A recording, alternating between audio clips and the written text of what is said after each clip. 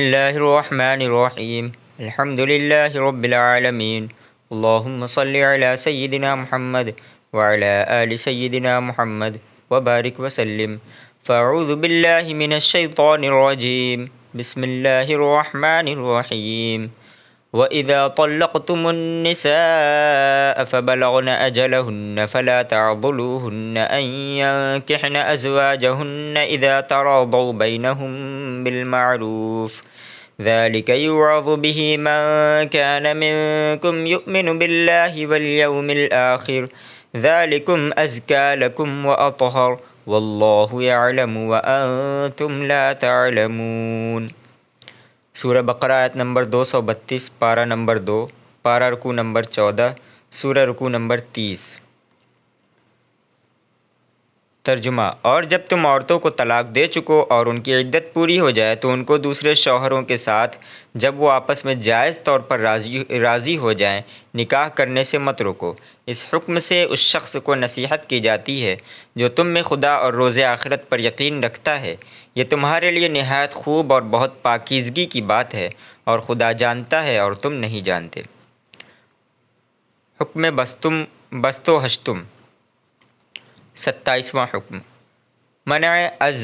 اضرار نساء بعد از عدت۔ حضرات، طلاق اور عدت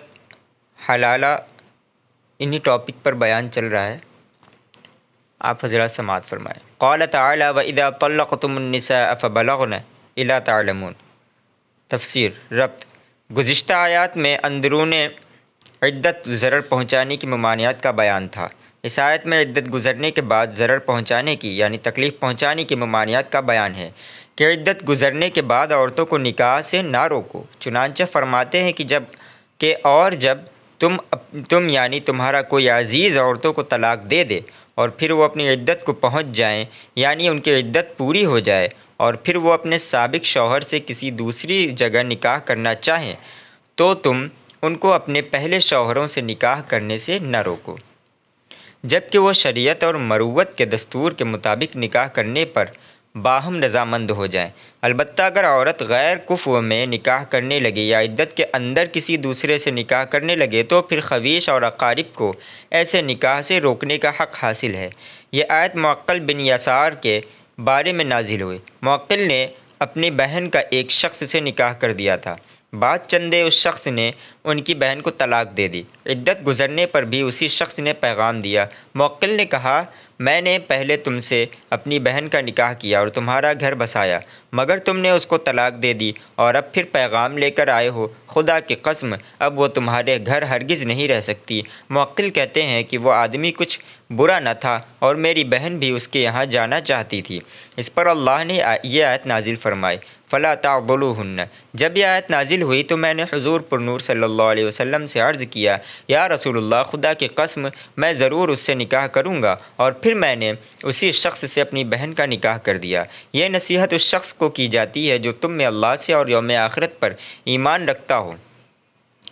نصیحت اسی کو فائدہ دیتی ہے جسے خدا کا خوف ہو اور آخرت کا یقین ہو، اور خوب سمجھ لو کہ یہ جو کچھ تم کو نصیحت اور ہدایت کی گئی ہے یہی تمہارے لیے آخرت اور برکت اور طہارت اور نزاہت کا ذریعہ ہے، اور اللہ تعالیٰ خوب جانتا ہے کہ عورتوں کو نکاح سے روکنے میں کیا مضرتیں اور کیا خرابیاں ہیں، اور تم پیش آنے والے مفاسد کو نہیں جانتے۔ اگر باوجود باہمی رضامندی اور رغبت کے تم نے عورتوں کو نکاح سے روکا تو شیطان طرفین کے دلوں میں طرح طرح کے وسوسے ڈالے، اسی طرح سے دلوں کی طہارت اور نزاہت کو مقدر کرے گا، اور عجب نہیں کہ نکاح سے روکنا خود اہل خانہ سے ناجائز تعلقات کا ذریعہ نہ بن جائے۔ ذالکم ازکیٰ لکم کے یہ معنی ہیں، خوب سمجھ لو۔ والوالدات يرضعن أولادهن حولين كاملين لمن أراد أن يتم الرضاعة وعلى المولود له رزقهن وكسوتهن بالمعروف لا تكلف نفس إلا وسعها لا تضار والدة بولدها ولا مولود له بولده وعلى الوارث مثل ذلك فإن أرادا فصالا عن تراض منهما وتشاور فلا جناح عليهما وَإِنْ أَرَدْتُمْ أَن تَسْتَرْضِعُوا أَوْلَادَكُمْ فَلَا جُنَاحَ عَلَيْكُمْ إِذَا سَلَّمْتُم مَّا آتَيْتُم بِالْمَعْرُوفِ وَاتَّقُوا اللَّهَ وَاعْلَمُوا أَنَّ اللَّهَ بِمَا تَعْمَلُونَ بَصِيرٌ۔ سورہ بقرہ آیت نمبر 233، پارہ نمبر 2، پارہ رکوع نمبر 14، سورہ رکوع نمبر 30۔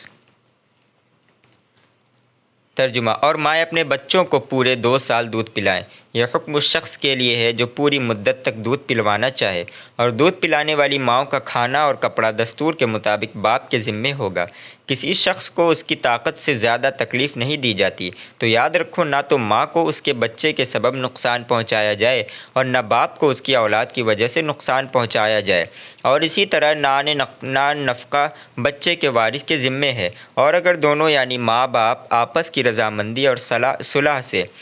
بچے کو دودھ چھڑانا چاہیں تو ان پر کچھ گناہ نہیں، اگر تم اپنی اولاد کو دودھ پلوانا چاہو تو تم پر کچھ گناہ نہیں، بشرطے کہ تم دودھ پلانے والیوں کو دستور کے مطابق ان کا حق جو تم نے دینا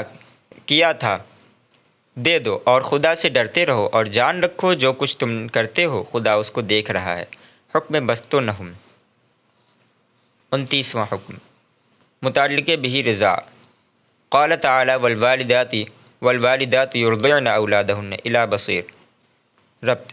گزشتہ آیات میں عورتوں کے احکام بیان فرمائے تھے اور عدت اور رجعت کے احکام کا ذکر تھا۔ اب ان آیات میں بچوں کے احکام بیان فرماتے ہیں، یعنی رضاعت کی مدت اور اس کی اجرت کے احکام بیان فرماتے ہیں کہ بچہ والی عورتوں کو چاہیے کہ اپنے بچوں کو کامل 2 سال تک دودھ پلائیں، اگرچہ ان کے شوہروں نے ان کو طلاق دے دی ہو، اور یہ مدت اس کے لیے ہے جو شیر خارگی کو مکمل کرنا چاہے، اور جو مدت رضاعت کو پورا کرنا نہ چاہے تو اس کو اختیار ہے کہ 2 سال سے پہلے ہی دودھ چھڑا لے۔ اور باپ پر جس کے لیے دراصل یہ بچہ پیدا کیا گیا ہے، کیونکہ بچہ باعتبار نسب کے باپ ہی کی طرف منسوب ہوتا ہے، ان دودھ پلانے والیوں کو کھانا اور پہنانا دستور کے مطابق واجب ہے۔ اللہ کی طرف سے کسی نفس کو کسی حکم کا مکلف نہیں بنایا جاتا مگر اس کی طاقت اور گنجائش کے موافق، لہٰذا ماں کو بچے کی وجہ سے کوئی ضرر اور نقصان نہ پہنچایا جائے، اور اعلیٰ ھذا باپ کو لڑکے کی وجہ سے کوئی تکلیف نہ دی جائے، یعنی طلاق ہو جانے کے بعد ماں کو یہ نہ چاہیے کہ دودھ پلانے میں نخرے کرے اور شوہر سے نفقہ اور اجرت دستور سے زیادہ مانگے، یا بچے کی خبر گیری میں کمی کرے، اور اعلیٰ ھذا باپ کو یہ نہ چاہیے کہ ضد میں بجائے ماں کے کسی آنا سے دودھ پلوائے اور اس کو تو اجرت دے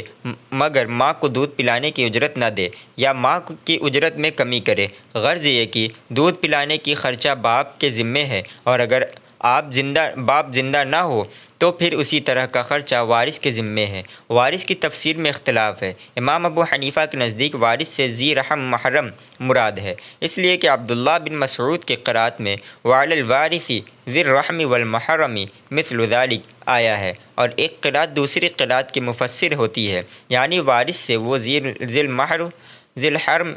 الرحم محرم مراد ہے کہ اگر بچہ مر جائے تو یہ اس کا وارث بنے، بقدر میراث کے سب پر خرچ لازم ہوگا۔ مثلاً اگر ذی رحم محرم 2 بھائی یا 2 بہنیں ہیں تو دونوں سے نصف نصف آدھا آدھا لیا جائے گا، اور اگر 1 بھائی اور 1 بہن ہے تو بھائی سے 2 ثلث یعنی 3 حصہ، اور بہن سے 1 ثلث یعنی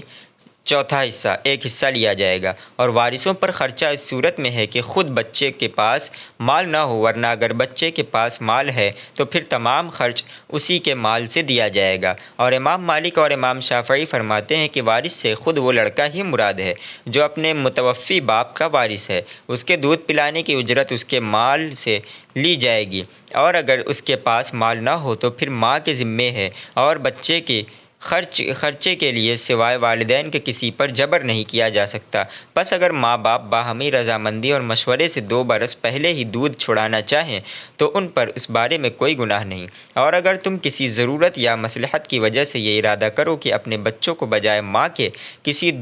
دائی کا دودھ پلوانا چاہو، بشرطے کہ تم حوالہ اور سپر کر دو جو کچھ تم نے دینا مقرر کیا تھا دستور کے موافق، یعنی دودھ پلانے والی کا حق پورا دے دینا، اس میں سے کچھ کمی نہ کرنا، کسی کا حق مارنا کاٹنا بہت بری بات ہے۔ اللہ سے ڈرتے رہو کہ جو احکام ماؤں اور دودھ پلانے والیوں کے متعلق دیے گئے ہیں ان کی خلاف ورزی نہ ہو، اور اس بات کو پیش نظر رکھو کہ تحقیق اللہ تمہارے اعمال کو دیکھتا ہے کہ طلاق دے دینے کے بعد ماں سے دودھ پلوانے میں یا ماں کے ہوتے ہوئے کسی انا سے دودھ پلوانے میں کوئی نفسانی غرض تو شامل نہیں، کیوں کوئی دیکھے یا نہ دیکھے مگر اللہ تعالیٰ تمہارے دل کے خیالات اور نفس کے خطرات کو بھی دیکھتا ہے۔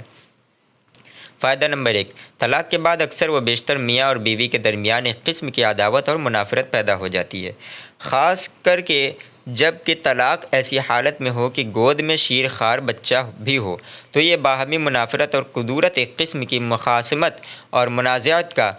سبب بن جاتی ہے، اور پہلے شوہر کو بچے کی پرورش میں عجب دشواری پیش آتی ہے۔ کبھی مرد یہ چاہتا ہے کہ بچے کو ماں سے چھین کر کسی اور عورت سے دودھ پلوائے اور اسی طرح بیچاری ماں کو فراق میں تڑپائے، کبھی عورت بچے کو دودھ پلانے سے اس لیے انکار کرتی ہے کہ ظاہر میں کوئی اور دودھ پلانے والی موجود نہیں۔ پہلا شوہر مجبور ہو کر میری خوشامد کرے گا اور جو معاوضہ مانگوں گی وہ مجبور مجھ کو دے گا، اور اللہ نے اس بارے میں فیصلہ فرما دیا کہ مائیں 2 برس تک بچے کو دودھ پلائیں، اور باپ کے ذمے اس کے معاوضے میں اس کا کھانا اور پہنانا واجب ہوگا، ایک دوسرے کو ضرر اور نقصان پہنچانے کا ارادہ نہ کرے اور نہ کسی کا حق کاٹے۔ فائدہ نمبر 2، مدت رضاعت جمہور کے نزدیک 2 سال ہے اور امام اعظم کے نزدیک 2.5 سال یعنی 30 مہینے ہیں، جیسا کہ حملہ و فصالہ 30 شہرا میں مذکور ہے، تفصیل فقہ کی کتابوں میں دیکھی جائے۔ فائدہ نمبر 3، یہ آیت اگرچہ مطلقہ عورتوں کے بارے میں نازل ہوئی مگر بیوی بھی اس حکم میں داخل ہے، اور اگر بچے کو دودھ پلانے کی وجہ سے بیوی کو کچھ دیا جائے تو حق زوجیت اس کے لیے مانع نہیں۔ فائدہ نمبر 4، ماں اگر معذور ہو تو دیانہ اس کے ذمے بچے کو دودھ پلانا واجب ہے، اور منکوحہ کے لیے یا اس مطلقہ کے لیے جو ابھی عدت میں ہو اجرت لینا جائز نہیں، البتہ عدت گزرنے کے بعد اجرت دینا واجب ہوگا۔ فائدہ نمبر 5، ماں کا دودھ اگر بچے کے لیے مضر ہو تو ایسی صورت میں کسی اور عورت سے دودھ پلوانے میں کوئی حرج نہیں۔ وآخر دعوانا ان الحمد للہ رب العالمین۔